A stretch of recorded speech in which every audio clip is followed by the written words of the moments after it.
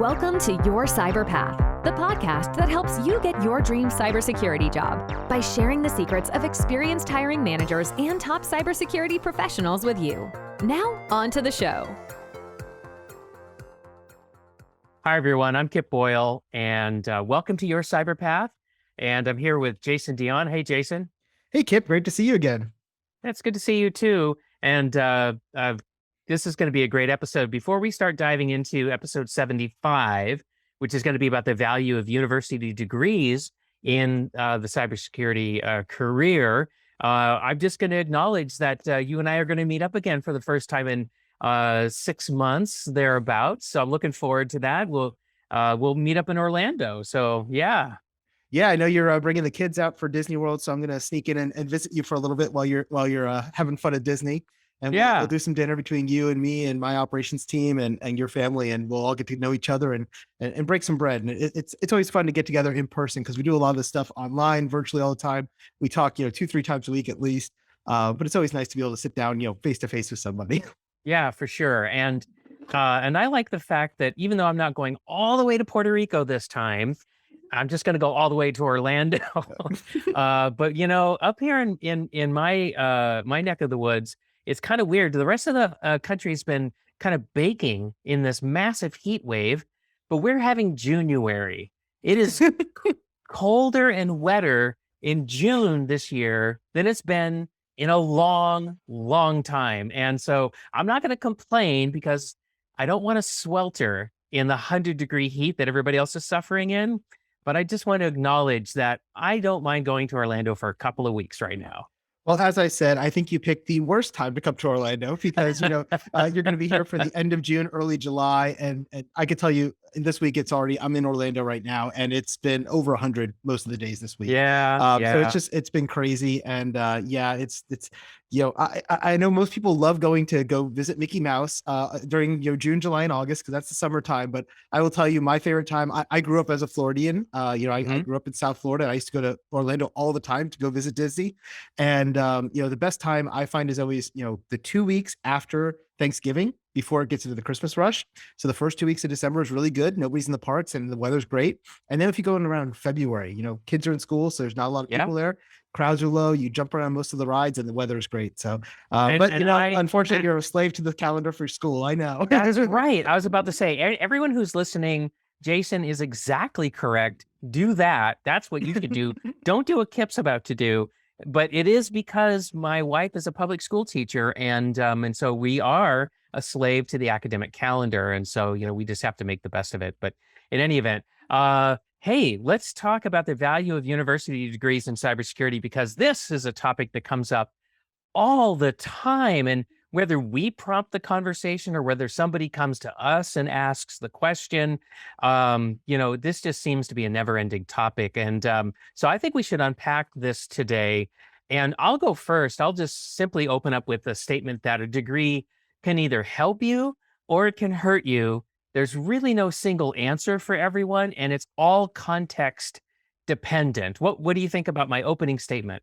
Yeah, I think that's a great statement. I get a lot of questions from people on, certs versus degrees, or do you really even need a degree? Can you just, jump in and do it without a degree? And really, what I tell people is it depends. And I know that's everybody's favorite answer that most lawyers will give you. It depends. I come from a family of lawyers, so I'm used to saying it depends. And really, it comes down to what job is it you're targeting? What sector are you in, and where are you located in the world? And so I think we're going to talk a little bit about that as we go through today, about where is the value in this college degree. And there's different value at different levels, right? Because, here in the United States, where we primarily focus is US and Canada, really it's most people come out of high school, they get 12 years of education, kindergarten through 12th grade, and then they can go off to community college, which is a 2-year program, or to a university for a 4-year program. And if they do the community college, they'll get an associate's degree. If they go to a regular 4-year university, you'll get a bachelor's degree. And then you can go for another 2 years and get a master's degree. And then if you want to do another, 2 or 3 years, you can get a PhD and become a doctor. And I've seen people make the mistake of over degreeing themselves. And Frank used to say, that guy's got more degrees than a thermometer. And you don't want that person on your team necessarily, right? And so depending on the job, there's places that would say, I want somebody who has a PhD. And there's other places that go, you have a PhD? Forget it. I don't need you. You're way overqualified for this. Yeah. And so I think we need to kind of break that down as we go through Where is it important? What type of positions are important? And where are you going to kind of hit the level where you need a degree to get to the next step? And there are places where you can get a lot of jobs without a degree. And there's places you're going to kind of hit the ceiling and no one's going to let you get to the next level until you get that bachelor's degree That's or right. until you get that master's degree or Mhm. possibly even that PhD, depending on the job. And so Yeah. I think it's important we talk about that. Yeah, it is. A lot of people who are new to this whole thing have kind of bought into a dominant theme in the United States, and I'm sure that this is probably also a theme in many other countries. But in the U.S., there's this sort of overwhelming narrative that says if you go to college and get a bachelor's degree, that's a guaranteed ticket to the middle class. And and maybe that thinking is kind of eroding a little bit, but I still see people acting that out, right? They're walking Yep. out that belief, even though there's a little bit of cognitive dissonance. But I just want to say point blank that that's not true for cybersecurity. Like there's no guarantee like that. It's not a default thing. So let me just take a step back and tell you that I believe that a college degree is just a tool in your toolbox. Some people are going to have that in their toolbox. Some people won't. Because here's the thing, hiring managers want two things from people on their team, right? The first thing is they want you to be as useful as you can be on day one, right? Like how fast Definitely. can you start to make a difference? That's the first thing. And the second thing they want to see is that you've got passion for the job, that you're engaged, that there's a high level of engagement between you and the work that you're doing. And so if a university degree helps you be and do those two things, then by golly, a college degree is super helpful for you. But if you don't need a college degree to do those two things, well, then you probably don't need one. I mean, that's my big take. We can unpack that a little bit more, but I'm gonna let you react to that again, Jason. Yeah, so I definitely agree with you, right? Hiring managers, we really do want two things, right? We want you to be productive, to be a member of our team and get things done day one. I'm hiring you because I've got a problem and you're my solution, right? That's what it comes down to. And then second is that passion for the job because our industry is changing so fast all of the time.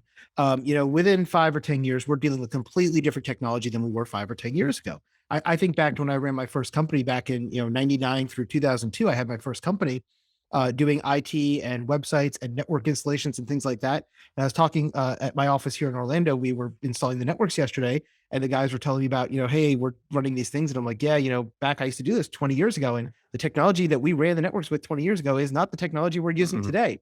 We used to use things like, hey, there were cement walls and it was too hard to run the cables. So we would use, power we would use network over power lines. Yeah, So we yeah, go yeah. from room to room at 2 Yep. megs per second, right? And that was fast enough back in 1999. But today, nobody would want a 2 meg network connection, right? So it's things like that change, and you have to adapt with it. And that's one of the dangers of, in my opinion, of a college degree, and one of the reasons why certifications hold so much weight in our field, because a certification is good for 3 years, and then you have to re-up it. Whereas a Yeah. degree is not; it's good forever. I got my first bachelor's degree back in 2005. And I will tell you that things are different today in 2022 than they were in 2005. I got my master's degree in IT and cybersecurity in 2011. And again, it's been 11 years and no one has come back and said, you need to re-up your master's degree. It's no longer valid, right? It's once you get it, you're valid, you're good. Right. Right. And so, that refresh cycle is important. And so when it comes to this degree, right, really what I find the value of the degree is what Mhm. you were exposed to during your degree program. It's what you learned while you were getting that degree. The paper itself to say, I have the degree is not nearly as important. That Yeah. said, some hiring managers really like seeing you have that degree because it tells them what? You can stick with it for 4 years, right? It's Mhm. something hard, Mhm. it's long, and you could finish what you start. And really, Right. that's more to the value of the degree than what you Yeah. learned, because what you learned in 5 years is going to be obsolete anyway. Yeah. And I give credit. How about that? I will give credit where credit is due when somebody finishes a bachelor's degree or a master's degree because they are finishing something tough that they've started, right? No, like college is not compulsory. So, the fact that you have a college degree tells me you opted in and you did it and you saw it to the end. So credit where credit is due. And I agree with you that it's not so much what you learn in college in terms of like uh, um, subject matter. So, for example, when you talk about old stuff, right? I learned COBOL Me in too. college, right? And these days, actually, if I wanted to become a COBOL programmer again, I could actually make a lot of money because they are in super, super short supply. I don't want to do that. But you know what I learned in college that has been invaluable to me, there's one thing, and that is I've learned how to learn. And I believe that ties right back to your point. Things change so much, so often. If you are in cybersecurity and you don't like learning new things, you are in big trouble. Oh yeah, most definitely. And, I think this really goes back to, what is a degree going to do? It really can help you understand what you need to learn and expose you to a wide variety of things. I look at people who go get their computer science degree as an example, right? And they want to go become a coder. Great. My son, he's in high school right now, and he's going to be graduating this year, and he wants to go off and become a computer science major, and he wants to be a programmer. I'm like, that's great, but just realize that whatever you learn in school is probably not what you're going to be doing when you get hired, because you're going to be learning C++, you're going to be learning Java. But you know what? Most people, that's not what they need you to code right now. They need you to do web apps. And so they want you to know Node.js or React or Next. And most things are done in some form of JavaScript these days, because JavaScript has become so popular as a web application framework. And really what you're learning in your 4-year degree is how to think and how to code, but not necessarily the syntax for that particular language, because That's right. I've looked at a lot of college curriculums and most of them aren't covering React and Node and Next or any of the web-based app frameworks that we use. They might give you a little HTML and CSS, but then they really focus on like object-oriented programming, which is not what most people are using these days. Yeah. And when I went into the Air Force, the fact that I learned COBOL, even though COBOL back then was like common, it didn't matter, because when I went and joined the Air Force, they said, COBOL, no, no, no, no, no. You're going to learn Ada, because Ada is the future. That's, I programmed 15 languages. Ada is not one of them. So my Lord. And so I went to Offutt Air Force Base for 4 weeks on a TDY to learn how to code in Ada, which I went back to my unit and promptly never used. So anyway, it's crazy. But Uncle Sam is fickle sometimes. But anyway, so let's talk about a few use cases where a degree might be helpful. I mean, because we've sort of said, it's a tool. Okay, so when should you use the tool? I think, and so we did say one thing, which is if it helps you be useful on day one, if it helps you to demonstrate high engagement on the job, and if you need a degree to do that, if you feel like that's kind of who you are, whatever, that's a great use case. There's another use case, which is if you want to be a vice president, like a senior decision maker, right? Because I know in the banking industry, they give out the vice president title pretty easily, right? So, but I'm talking about, somebody with senior decision-making authority, or if you want to be a chief information security officer or something like that, you're going to need a master's degree, generally speaking, right?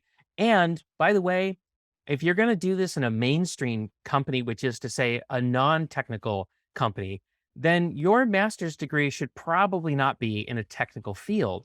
What I know is that you're going to want to get like more of a business degree or an MBA or something like that. And I think that's where a college degree is really going to make a difference in your career.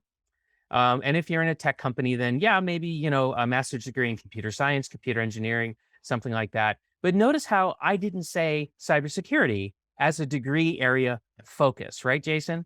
yes. And this is one of the areas that I get a little frustrated with. I guess probably the best way to put it. And, I guess open kimono backstory here is I've been a college professor. I've done it at the associate level at the community college. I've done it at the bachelor's level, and I've done it at the master's level. And I've taught for different programs, whether they were computer science, information technology, or cybersecurity. The master's program I taught in, I was in the cybersecurity area underneath the College of Engineering and Computer Sciences. And it was a master's of computer science degree. And one of the things that I found just ultimately frustrating for me was I was dealing with a lot of people who come in and they're thinking, I'm going to get this master's in cybersecurity and I'm going to be able to walk into a job making $100,000 a year. And routinely I was seeing people, they would graduate, they've just done this 2-year master's program. They spent, $30,000-$40,000 on tuition, and nobody wants to hire them. And it's like, well, why? I have my master's degree. Why don't they want to hire me? Well, because a lot of the students were coming in for that master's program straight out of college, which was straight out of high school. And so they're now 22, 23, 24 years old. They've got a bachelor's and a master's in IT and cybersecurity, and nobody wants to hire them. Why? Because they're missing that key component, which is experience. And this is why a lot of times I tell students that, if you're going to go get your bachelor's degree out of high school, that's fine, but I wouldn't go to the master's if your goal is cybersecurity. I think getting to the bachelor's level, getting into a position, start working, And there's plenty of programs that you can do a 2-year master's degree in your nights and weekends, and get that later on. But the problem is if you have a master's degree and zero experience, what a lot of employers and hiring managers are seeing is this person is going to cost me a lot and they don't bring me enough value because they don't have the experience yet. And so Right. that becomes a blocker where you almost overqualify yourself for the positions you need to be in. Whereas if you have that bachelor's degree, I think that's the right level if you're trying to make an entrance, especially in the government world. We've talked about this before. I come from the government DoD background. The Mhm. government has a lot of programs for if you have a bachelor's degree, you can get hired into a government job in cybersecurity as a GS9 or a GS11 coming out of your bachelor's degree as part of their internship programs. And being able to do that, that becomes your ticket into one of those programs to then get the experience. And they'll hire you without experience if you have a degree. But again, there's a lot less opportunity if you have a master's to do those things because you're now kind of Yeah. overqualified for that internship program. Yeah, and I can't tell you how many people have gone off to get a master's in cybersecurity because they were changing careers. Maybe they were in IT and now they want to be in cybersecurity. They already had a bachelor's degree, and they just sort of knee jerk reaction had this thought, "Oh, I'll just go get a master's degree, and then all of a sudden I'll get hired." And that hardly ever works, at least in the private sector. That hardly ever works. And I've seen some very mopey people who can't understand why they can't get into cybersecurity. And I explained to them, hey, you need to be able to have some hands-on capabilities. And so that's like the last thing they want to hear, which is unfortunate because it's the truth.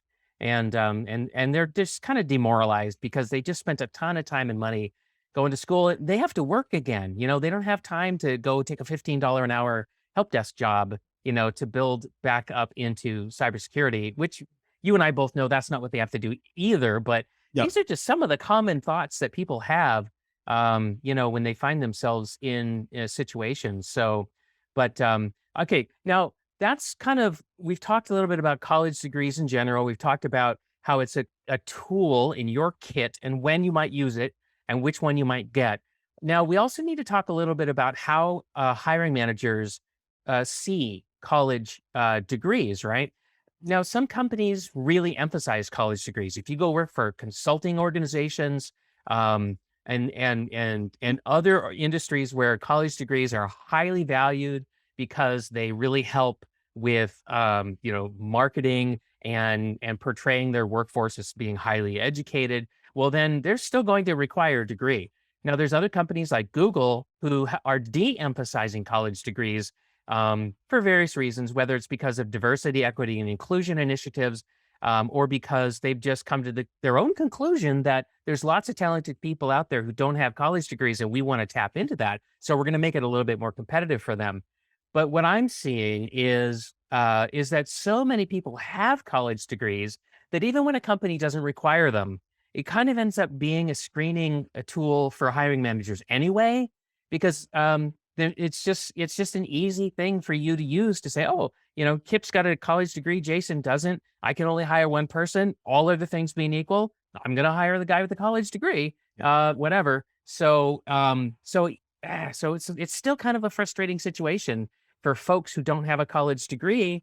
They hear that things are loosening up for them, but in practice, that's just not always true. What are you seeing, Jason? Yeah, I've seen the same thing. And I like to talk about it just from the other side of how, if you find yourself in that position where you're struggling because you don't have a college degree, how do you go out about getting a college degree without going, 40, 50, $60,000 in debt to go get a 4-year degree? Because you don't need to do that, right? So first, let me bring up the point. You mentioned that a lot of companies are de-emphasizing college degrees. Google's a great example of this. But if you look around the world, in the US, we are kind of at the forefront of looking at people without college degrees and hiring them. The only people who are higher than us on that list is Europe. I saw a recent study. Europe, especially in the German economy, in the states that are influenced by Germany, Hmm. they have a very high proportion of internships. And so they look at internships and certifications over degrees. At around 70 to 75% of their employers are saying, we don't require a degree anymore. In the US, it's somewhere around 55 to 60%. So it's kind of, it's flip a coin and the guy may want, the company may want one or they may not. If you start going into some places like Asia or Africa, it is almost like 80 to 90% of the companies want degrees. It's Mm. super, super high. And so in those areas, it's becoming a requirement. You must have it to kind of get into those positions. So I think it's important to think about those things. And as you said, the company you're applying for is going to make a difference there.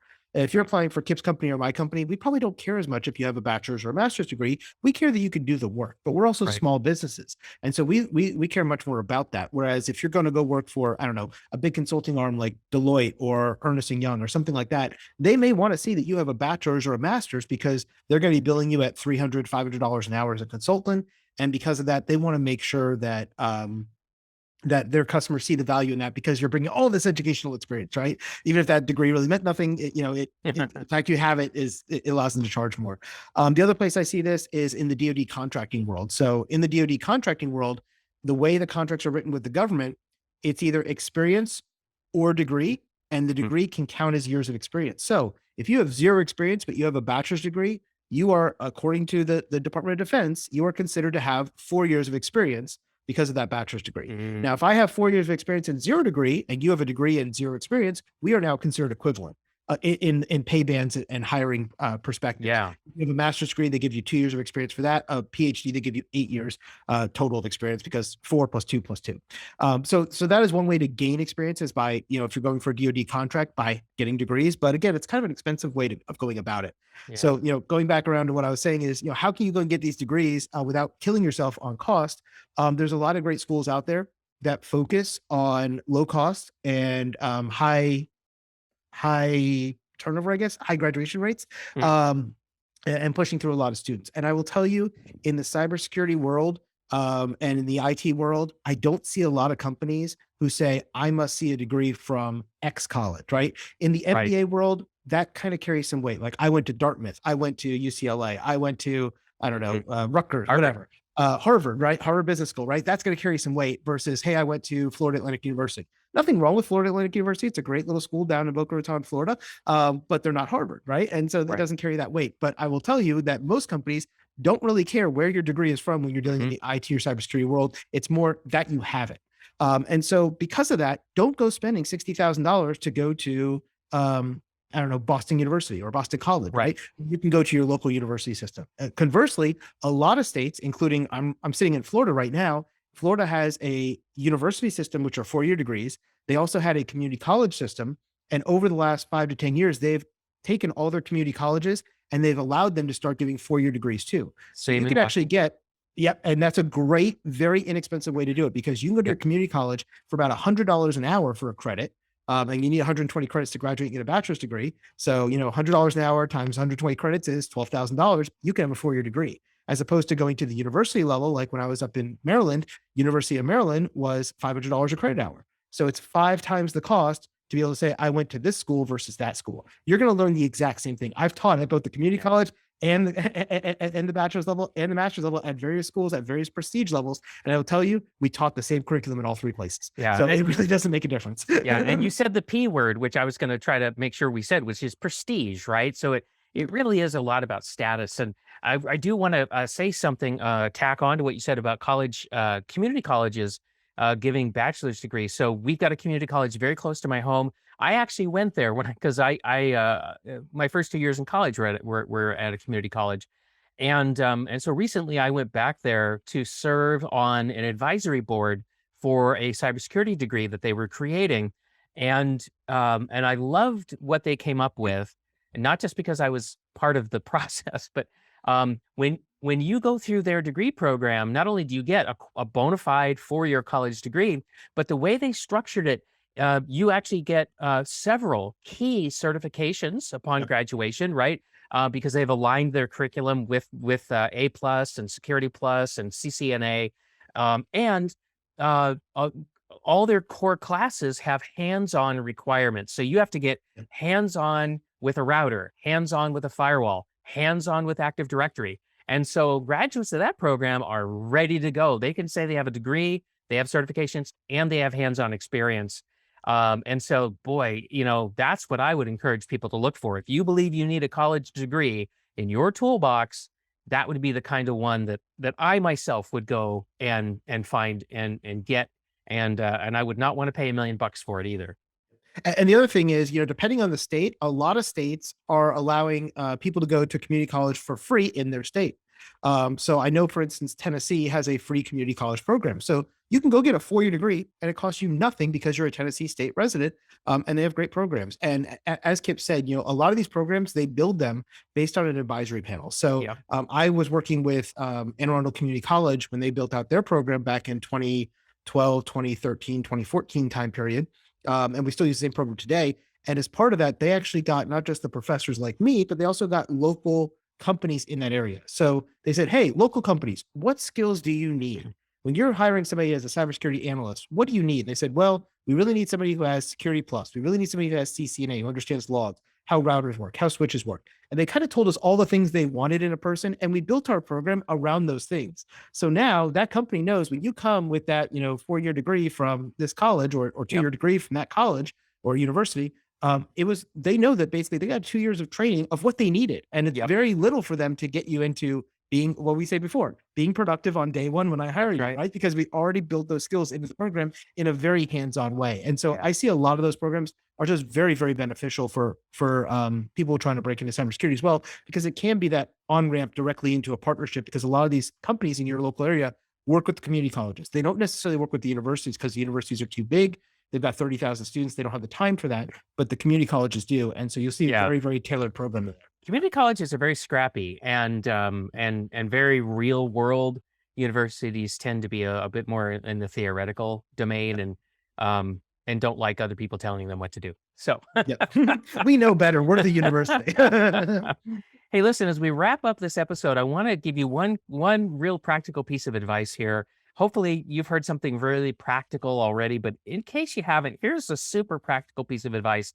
If you still don't know if you should get a college degree or which one, or if the one you have is going to be any good for what you want, here's what I want you to do. I want you to pull job descriptions. I want you to sit down and say to yourself, okay, I want this job, and I want you to be clear on what the job title is.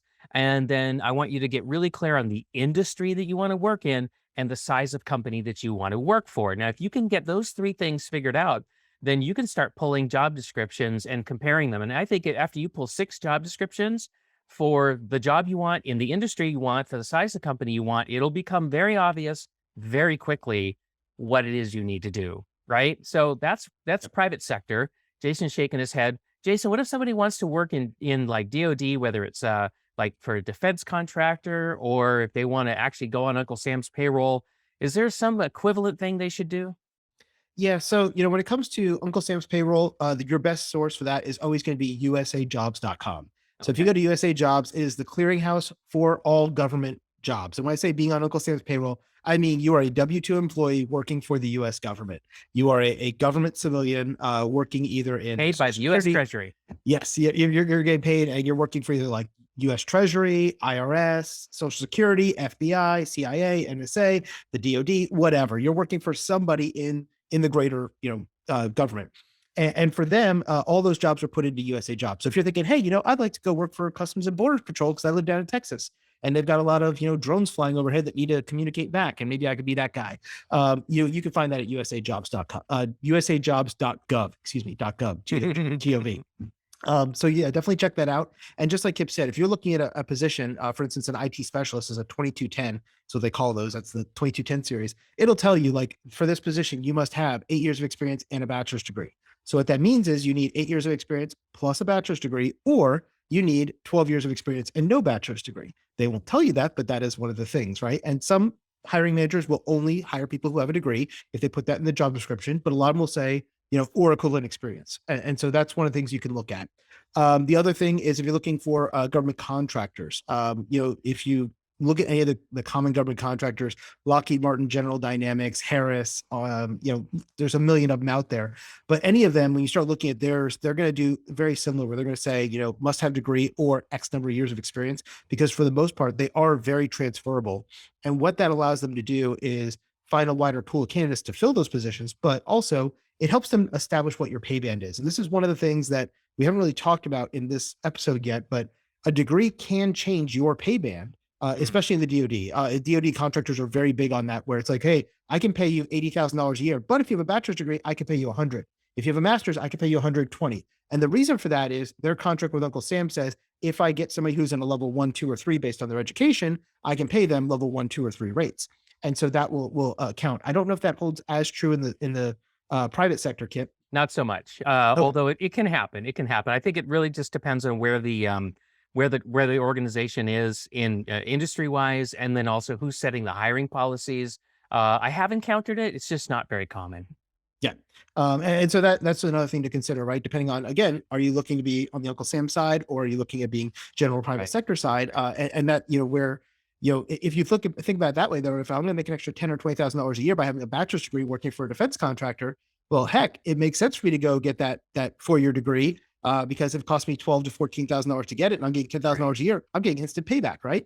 Especially if you do it on the cheap by going to a community college. So those are the kind of things you should be thinking about as you're looking at that. But again, look at those job descriptions. It'll tell you what is required or not. And then the other thing that I just want to point out is, if you have experience but you don't have a degree, that's okay. You could still apply, because I will tell you as a hiring manager, I will take the guy without a degree who has experience over a guy who has a degree with no experience, because the guy with experience, guy or gal, is going to have a lot more to offer me in terms of real world. They can actually do the job.